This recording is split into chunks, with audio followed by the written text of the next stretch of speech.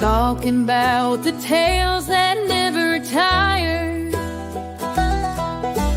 Ghosts and ghouls up in the trees, whispering secrets on the breeze. Down in the holler where shadows hide, lights flicker where the spirits glide. It's where they saw old Jim, now gone, walking around with his boots still on. Unseen things in the Appalachian night, haunted fields where the moon don't lie. Cryptids howl and the stories flow. Jen and Coco, they surely know.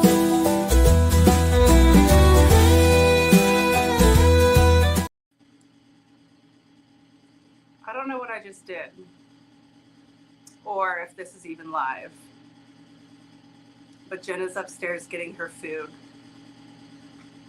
and I'm just sitting here like this. I don't think I'm the only one here. It's fine. We're just going to hang out until Jen gets back. We're going to be talking about cryptids tonight, so if you guys are interested in all the spooky monsters of Appalachia, that's what we're going to talk about. My personal favorite is Bigfoot. Holy fuck!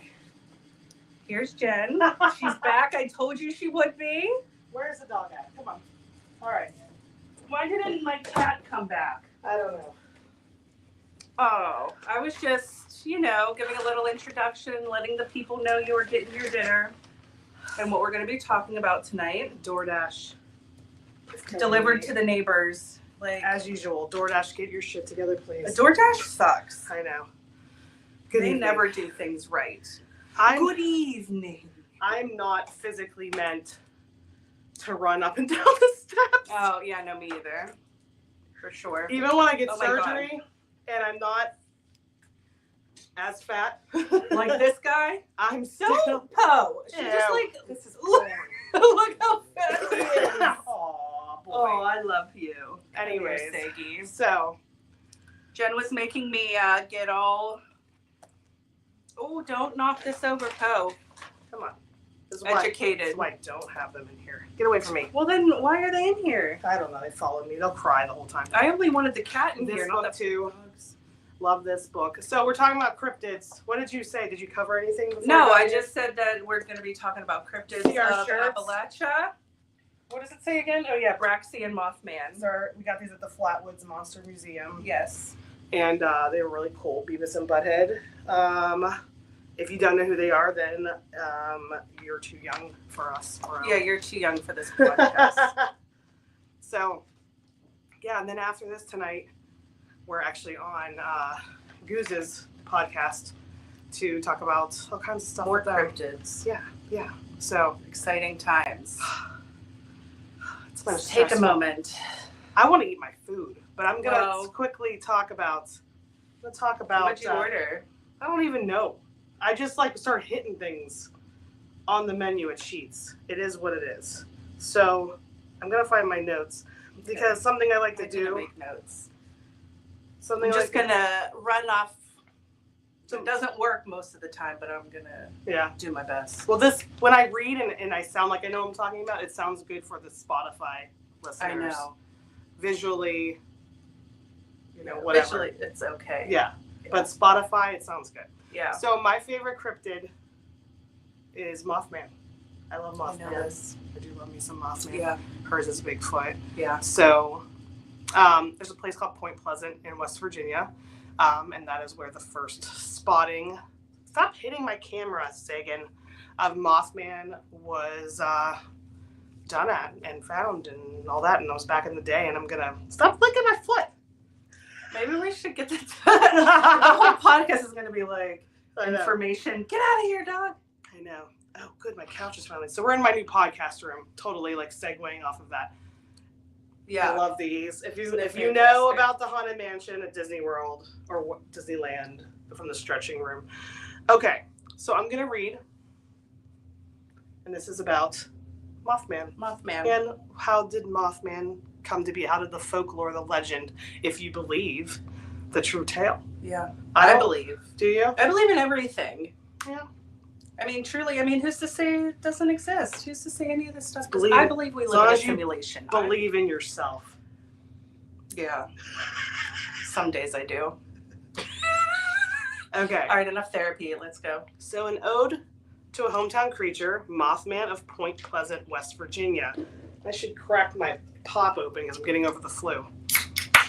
So, the town of Point Pleasant, West Virginia offers its residents a landscape once claimed for France by 17th century explorer, a namesake battle site many swear is the first of the Revolutionary War, and blah, blah, blah. Nobody cares about this. So anyways, lovingly dubbed Mothman, the creature has risen from local appearances to the national stage as a leader in the cryptid revival. Yeah, he's the shit. Everybody talks about him. Everybody loves him. They have a whole freaking festival for him. Where's that at? Okay. Point Pleasant, and I always have something We going need to on. go to Mothman Festival. And you know when and it Bigfoot is? Festival. It's always during MadCon at Madison Seminary, and I love MadCon, and we're going to MadCon again this year. Yeah. Maybe one year we got to do Mothman though. Yeah, I'll have to get their permission to skip MadCon for 1 Yeah. year. So yeah, he's very popular now, everywhere. Not like some of these other like cryptids like Squonk, which we'll talk about. Yeah. But- Doesn't have the same notoriety. But according to competing theories, it was here, Point Pleasant, on November 15th, 1966, that Mothman emerged from either the depths of hell or the upper echelons of space. Roger and Linda Scarberry and Steve and Mary Millette were driving together on State Route 62 near the abandoned National Guard Armory building and power plant when they saw a menacing figure standing 6 to 7 feet tall. In the headlights, giant eyes shone bright red. Panic set in. Roger, the car's driver, sped away towards town. He was like, "Did you just see that shit?" He wasn't sticking around to find out. No. But the creature followed. According to those first eyewitnesses' accounts, the thing rose up like a helicopter. Helicopter dick. Though a clumsy runner, as they saw at the power plant, it excelled in gliding, easily keeping pace even as the car reached 100 miles per hour. Did cars go that fast back in 1966? I don't know. Does somebody know? Stop running into my stuff. Sorry, I was feeding Sagan a cookie. The creature's debut ruffled the town's feathers, making for an unsure headline. The next day in the Point Pleasant Registry, the couples see man-sized bird, creature, something. The stereotypical inclination for a small town to form any angry mob heightened. Rather than raising pitchforks and torches, for several nights, curious townspeople made hunting rifles their preferred weapon. With this initial contact, and according to written reports, Mothman would be responsible for a host of strange sightings, and even in Point Pleasant and the surrounding areas, lurking outside homes, chasing cars, and stealing pet dogs. Where exactly is Point Pleasant at? It's about 3.5 hours, like kind of going down more towards like the part of West Virginia by like Kentucky, like going down that area. Oh, okay. Versus just going like south. Yeah. Okay. Stealing dogs. You hear that, Sagan? Keep it up. Yeah. The He's day too before. fat to get stolen. I know. Could you imagine him trying to No. lift them up? I wouldn't want to run off with him. The day before Mothman stretched his leathery wings above the couple's car, it's possible he made a stop at Newell Partridge's home in Salem, West Virginia. This account, chronicled in John Keel's book, The Mothman Prophecies, which also became a movie, tells of a German shepherd named Bandit who bolted into the woods after 2 glowing red circles. Partridge says he looked for Bandit but found nothing but paw prints going in circles and then vanishing. So if he lifted up a German shepherd, Sagan, maybe. That's a pretty big dog for Mothman to get off with. We'll never know if this was the truth of the Mothman story. 2 glowing circles may not a Mothman make, but Bandit's story would never have surfaced without the frightening tale of the Scarberry's close encounter. So yeah. What would you do if you were like driving and all of a sudden this giant, like, you know, like Jeepers Creepers? I'm sure that's what I'd be like, what the fuck? It came down like. No, I'd be scared. I wouldn't be scared. Yeah. I'm not even gonna act like I wouldn't be scared. Yeah, I would be scared. I'd be scared of that. Hi guys. Hi. Hello. Hi y'all. But yeah. I feel like I wouldn't be scared to see Bigfoot, but like something flying after me. Yeah. Makes me way more scared. Yeah. Where'd the books go? Right here. Oh. Did you show them a picture of Mothman for anybody who might not know? I think there's here one here. Well, I don't know what that's supposed to be. That don't look like Mothman. Oh, yeah, he's right there. I just picked that book up at the Bigfoot Museum. Moth. Hey everybody. You know what that kind of reminds me of? Remember that movie The Fly? Yeah. That's what it reminds me of. Yeah. That's end of story. Who are you going to talk about? So I can look at my food for a second. I know. I'm going to talk about Bigfoot, who has been my main man since I saw Harry and the Hendersons back in when did that come out? Like early 90s? That was back in the day. Yeah. So pretty much all my life, I've been like, when's this going to happen to me? When am I... Hi, everybody. Hi, guys. When am I going to be driving down the road in my station wagon? Or camping and seeing Bigfoot. Look at that. And, thank you, Jen. And I'm going to be like riding. Oh, I'm hungry. I was reading that. Riding in my station wagon and all of a sudden hit a Bigfoot. And then I'm like, oh, I guess I got to take him home and make him one of the kids. And like, I really just wanted that to be my life. And it never... Are those the onion petal things? They are. Lauren knows They're about a little these. bit cold, though. That's okay. Lauren turned me on to these. And you had a couple when I bought them. Onion petals from Sheets. With voodoo visiting. I was just turning from cryptid hour into fat ass hour. But anyway, so yeah, Bigfoot. And Bigfoot is like what he's not exclusively to the Appalachian area. Bigfoot is actually known pretty much worldwide. Every country, every culture has a Bigfoot story. You know, they all have Bigfoot lore, whether it's Bigfoot or Sasquatch or a Yeti or what's the other name? Yahweh, something like that. I don't know. But there's tons of stories of Bigfoot, which is why I am inclined to believe. Oh, yeah. It's real. Oh, yeah. And especially, we were just in Sutton, West Virginia, whenever we went to the Haunted Heyman house. And we were talking to Laurel at the Mountain Laurel store all about the Bigfoots in the area and how the locals they just live side by side with them. They call them ape men or something. I kept trying to think of the name that she was calling them. I couldn't remember. Like ape. Something to do with ape. Something. They don't call them Bigfoot. But they basically just, you know, they're kind of neighbors. Mm-hmm. You just hang out. They said if it doesn't harm anybody and you can't eat it, they leave it alone. That's like their motto.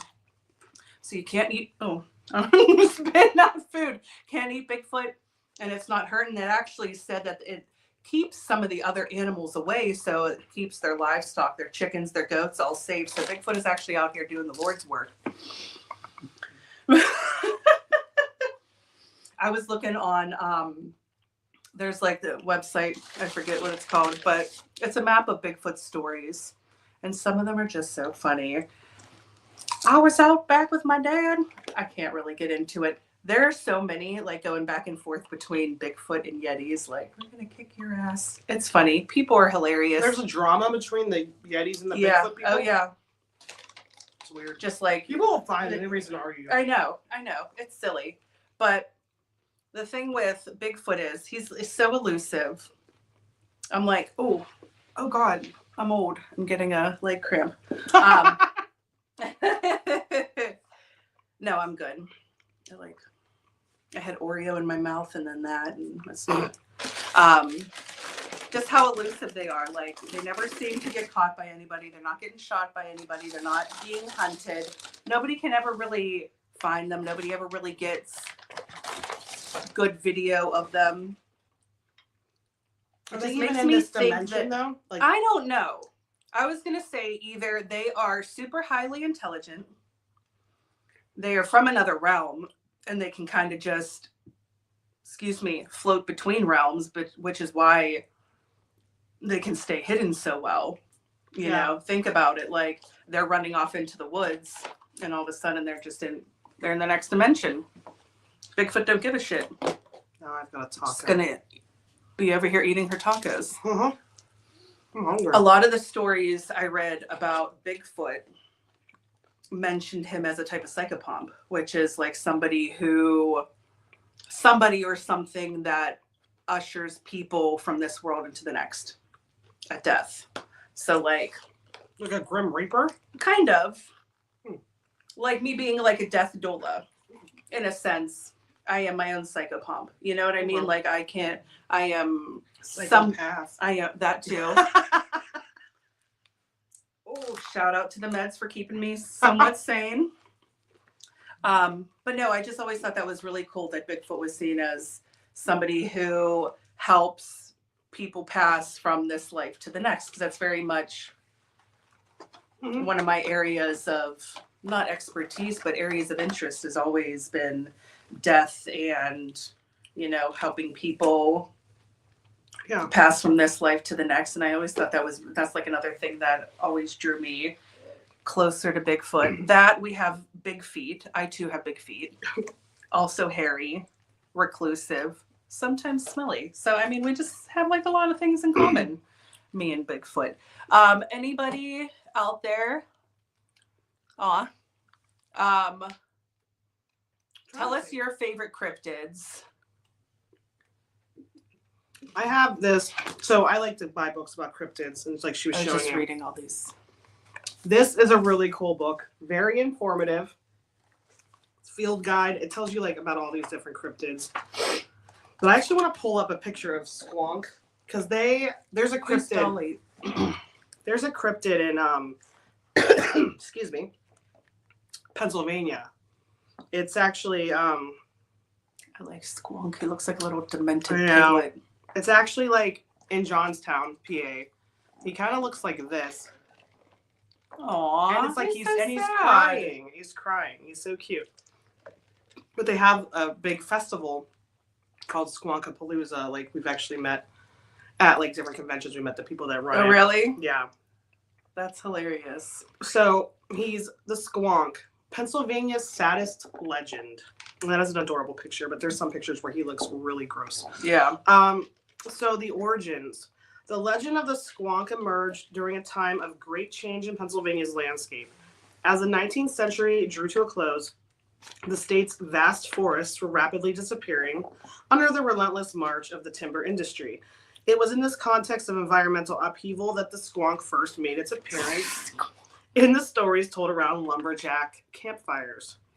The earliest written account of the Squonk comes from William T. Cox's 1910 book, Fearsome Creatures of the Lumberwoods, with a few desert and mountain beasts. I guess that's the name of the book. That's a long-ass name. Okay, Cox, a forester by trade, described the Squonk as probably the homeliest animal in the world and knows it. This simple description laid the foundation for a creature that would come to embody the very essence of self-doubt and insecurity. Cox's book, Poor little Squonk, was more than just a collection of tall tales. It was an attempt to preserve the rich oral tradition of lumberjacks whose way of life was rapidly changing as the forest they once worked in dwindled. The Squonk, with its ill-fitting skin and constant weeping, became a metaphor for the displacement and loss experienced by these workers as their familiar world transformed around them. The timing of the Squonk's emergence is significant. As the Industrial Revolution reshaped the American landscape, there was a growing sense of disconnect between humans and the natural world. The Squonk, in its misery and isolation, reflected this unease. It was a creature born of a changing world, one that no longer seemed to have a place for the wild and untamed. Story time with Jen. Yeah. Sad. He's like Eeyore, but like a creepy version. Thanks for noticing. So this book, this is the, look at him. He's looking pretty sassy. So in this book, they're calling them apple pickers. What is that? I don't know. It looks like a Bigfoot, but they called him apple pickers. Sassy. It just tells a story. It doesn't. These are stories, not like. For those who are listening on Spotify, he kind of just looks like a short-haired Bigfoot. Yeah. But he's like, in this picture, he's like running. Catching with a apples. bunch of He took apples. the apples and now he's running away. I don't know which way. So the Well, camera's. tell me about him. Read him. Read about him. You want me to read this story? No, I won't. Okay. My 12-year-old brother George, wide-eyed and out of breath, ran in the house. It's almost like a werewolf. Like from Teen Wolf. Can I read this? I'm sorry, but I'm trying to think of what it reminds me of. It kind of looks. The face is definitely Teen Like a Wolfish. 1980s Yes, werewolf. that's exactly what it looks like. I am a cryptid, Vince. She is, especially in the mornings. You really want me to read this whole thing? Okay. He was talking so fast we could hardly understand him. He'd seen something frightening in the orchard. He wanted us to hurry back down there with him to see it. I jumped up, ready to go, but Mom told George and I to sit back down. Mom gave George a cold glass of lemonade and told him to catch his breath. Your father can go down and check around the orchard. Soon, Dad had his rifle and headed out the door. Something had been beginning in our orchard, and for many, many years. As far back as we could remember, local farmers had complained about broken branches, torn down fences, and the apple trees being stripped of their fruit. It had distressed landowners and spooked school kids for a long time. There had been reports of people seeing a dark, hairy creature walking upright like a person at the scenes. So that's basically, It's like Yeah. a werewolf. I was going to say Bigfoot. Werewolves? Well, yeah, I guess. But he doesn't have like werewolf. Like a Teen claws. Wolf werewolf. There had been a few reports of people on occasion. One of these sightings made it into the newspaper. The creatures were dubbed the apple pickers by some, but the majority just chalked it up to thieves, bears, or vandals. No, bitch. It was Bigfoot taking your damn apples, probably throwing them at people off the highway. That's what I would do if I was Bigfoot. Just fuck with people, you know? Yeah. If you didn't have to have a job, that would be my job. Bigfoot, that is Messing with Bigfoot's people. job. Asking with people. That's what he already does. I know. How's that taco? I mean, mid. It's sheets, so looks like he's. I know that's what he looks like. But yeah, he was catching apples. I feel like Bigfoot's like the only cryptid, and I mean I could be wrong because I don't know every cryptid, obviously, but he's like one of the only ones that's like spans multiple cultures and continents. Yeah. Like most cryptids are like, you know, territorial, like. Yeah.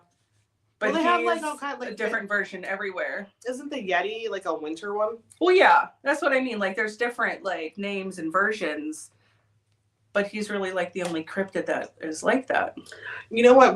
One thing that people always, whenever we're talking about Appalachia, and then I'm like putting like stuff out about like being careful in the woods and don't go in the trees, blah blah blah. People are like, oh, skinwalkers. Well, skinwalkers not really an Appalachian thing. That's more of the Pacific Northwest. Yeah, I want to say, don't quote me. I don't know for sure. I won't. I don't know if it's like Navajo, but it's not Appalachian. It's not an Appalachian. Calling you. Bye. Who knows? Somebody.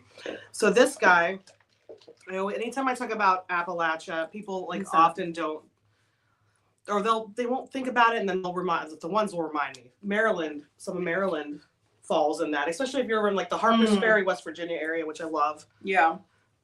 Excuse me. You're literally right by Virginia, Maryland. Like it's all in that little section right there. And in Maryland, they have the Snallygaster. It's quite the name. Snallygaster. It was, excuse me, just getting over the flu. First reported in the 1730s. Wow. In Maryland, and it's almost like a dragon. And they give it the reality rating of 2 stars. Out of how many? Probably a lot. Probably like 5. 5 million. Yeah, like this. What was that one that had like 4 stars? That was Bigfoot, wasn't it? No, it was like a goat man. It was something furry. Okay, so factoid. Snallygaster is actually the mispronunciation of the German term. German term Schnellergeist, which means quick spirit. The gentle ghosts were originally blamed for knocking trinkets off tables, not for gobbling up livestock. Livestock. Why did I say it like that? Eyewitness account. For decades, German settlers in Frederick County, Maryland, cannot fucking talk, passed down stories of the snallygaster, a beast that stole. Oh my god! A beast that stole livestock by soaring down from the sky to pluck them out of the pastures and corrals. They're picking up livestock at the Golden Corral. They're hungry. Those impacted by the feathered dragon-like creatures in the 1730s began to post hex symbols on the outer walls of their barns and outbuildings to ward off the monstrous thieves. But considering the dragon's ferocity, painted symbols were flimsy barriers. So, I feel like that's probably just like a vulture or something. probably. And they're like, oh my That god. like came to town and Oh, and the Puckwudgie. Puckwudgie of New England. Look at this guy. he's cute. You believe all of these exist, right? If I you don't know. believe one of them exists, I don't know. I don't I know. think they're all out there. I just believe everything. So, What the fuck? originating in New England, United States, first reported Puckwudgie. unknown. Excuse me. Factoid. Harry Potter author J.K. Rowling created another wizarding. You want me? She can't even read. She's like, I'm Third I'm grade. getting over the flu. I can't even fucking does the talk. flu affect your? Yeah, okay. wizarding school for her fantastic beasts and where to find them movie series. American My students best friend. went to, I don't know that word, What? Ilvermorny. What the hell does it say? Liver. I'm not a Harry I don't Potter know fan. I'm how to sorry. pronounce guys. that. Is that blasphemy? I don't know. No, I I never was- saw the Harry I was Potters. a Twilight fan. Okay. We know. And one of the houses they might have been sorted into was called a Puckwudgie. It's likely that Miss Rowling was inspired by this cryptid. Eyewitness account. Here's the facts. Eyewitness. The facts. Somebody actually saw the Puckwudgie. When the Wampanoag, I'm sorry, that's Native American, I don't know how to pronounce it, and other East Coast tribal people made their home in what would eventually be called New England, they told the tales of tricksters with magical powers. The Puckwudgie, meaning people of the wilderness, were just tricksters, barely 3 feet tall. The troll-like creatures with oversized ears, hands, and facial features had grayish skin. Interesting. Kind of reminds me of, have you ever watched Frozen?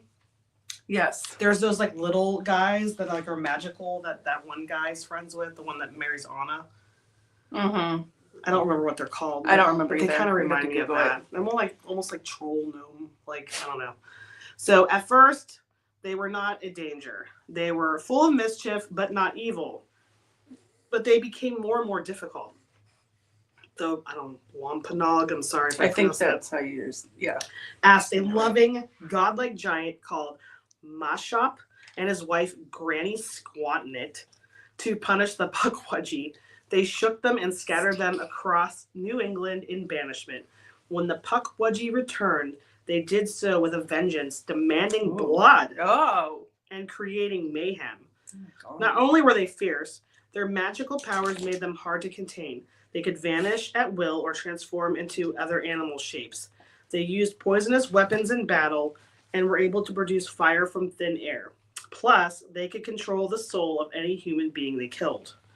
Mashop and Granny Squatnit went to war against the Puckwudgie, killing as many as they could. The Puckwudgie disappeared until Mashop and Granny Squatnit faded away. Those that remain are said to cause trouble even today. And here's a skull of one and a baby one. Why are they killing the Puckwudgies? They're so cute. I don't know. They were causing too much mischief. I forgot I had on my Bigfoot necklace tonight. See, guys? Sorry. My other best friend has the other half. That's what they called me in high school. Hogzilla. Hogzilla. Hogzilla. That could be your rapper name, like Hogzilla. Hogzilla coming through. I'm coming on the mic. I'm Not literally rapper. coming on the mic. That would be foul. Sorry. Oh, a hellhound. Kentucky. The hellhounds of Kentucky. There's so many. There is. There's so many. The goat man. I mean, they have to come from somewhere, right? All like myths and lore and You know where they come stuff from? Up your butt and around the corner. I hate you. Just kidding. Give me that other book. Because I want to talk about Flatwoods Monster real quick. Okay, go ahead. And I can't remember everything by you know. I have to go pee. Flatwoods Monster. Wait, wrong side. Right here. We went to the museum. Yeah. Which I still, have to talk to you about that. And I think the Flatwoods Monster is a lady. And she's wearing a fancy green dress. That's just my opinion. Which one is she on here? Yeah, they made her look like Beavis, though. Yeah. So the Flatwoods Monster. Here's a story. A little story. This isn't. Go for it. This is like a story that somebody wrote. Is that the bent neck lady? Yeah, that's the Greenbrier Ghost. So this isn't the origin, but this is a story from this book written by Aaron Turner and Isaac McKinnon. Ooh. Jason stood at the foot of the woods. His family had just moved, and he wasn't happy about the new house. They had moved from New York to Braxton County, West Virginia. There were no tall buildings, no taxis, and no big crowds walking the streets. It was always too quiet here. I happen to love it there. It is very charming. Yeah. Jason had made two friends here, Eddie and Freddie May. Ooh. Eddie and Freddie. Who, along with their family, had lived here their whole lives. But Jason was still sure he could never get used to the place. Jason's new house sat at the edge of some deep woods. Animal calls, rustling leaves, and other sounds strange to Jason. Can't even fucking... where I lost my spot. They came from the woods day and night. His parents said it was peaceful and reminded them of their childhoods. Jason thought it was creepy. He could sleep through the familiar loud sounds of the city, but not these new ones. To him, they sounded lonely and ominous. Jason started school the next day and was dreading it. His parents had told him not to complain and that, they were lucky his dad had found a job here.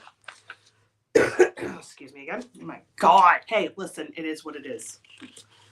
Eddie and Freddie had told him that on the first day of school, the kids usually told stories of what adventures they had over the summer. Jason was sure he had nothing to tell except he hated this place and he couldn't say that. Jason waited at the edge of the woods for his friends. They were late. Freddie and Eddie had promised to take him on a hike through the woods and show him around. Although he would never say it aloud, Jason had never felt comfortable in the woods. He hadn't wanted to go, but he didn't want to explain why, so he accepted. When Eddie and Freddie arrived, they told Jason that there had been a change in plans. He had been invited over to their house for a cookout on the grill. Jason was greatly relieved to hear this and gladly walked with them back to their house. When they arrived, Eddie and Freddie's mother, Kathleen, had already started cooking. "Hello, Jason." Hello, Mrs. May greeted warmly. "We decided to welcome you to the neighborhood with a cookout." "Thank you very much," Jason replied. like their voice change. Jason played in the yard with the kids for a while until suddenly something breached the cloud line. The kids stopped and stared in the sky. With their mouths open, they were in awe as a giant metallic disc flew overhead. Oh my God. Multicolored lights flashed in a brilliant color as it appeared to crash in a cloud of dirt on the hill in the woods. The boys yelled for their mom, and Jason stood shaking. Mrs. May came rushing to the backyard in the dark, flashlight in hand. "For goodness sakes, children, what happened?" The three boys described what they had seen to Mrs. May, and her eyes widened as they pointed to the spot where the saucer had crashed. The boys decided they had to investigate. Mrs. May led the way with the flashlight until the group came across the ship. A large section of the woods was lit with a strange light. They smelled a strange metallic odor, and their eyes burned. Suddenly, a loud thumping noise came from the ship, followed by some sort of hissing. Oh my God. Oil splattered all over Mrs. May and the children. Next, they heard another sound coming from the woods. Its source was apparently close by. When Mrs. May turned her flashlight towards the noise, their jaws dropped.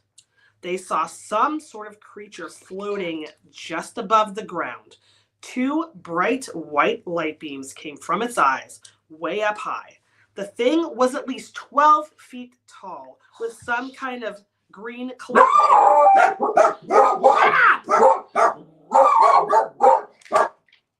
Okay. I'm reading. Can you let them out real quick? Pardon me, 1 second, please.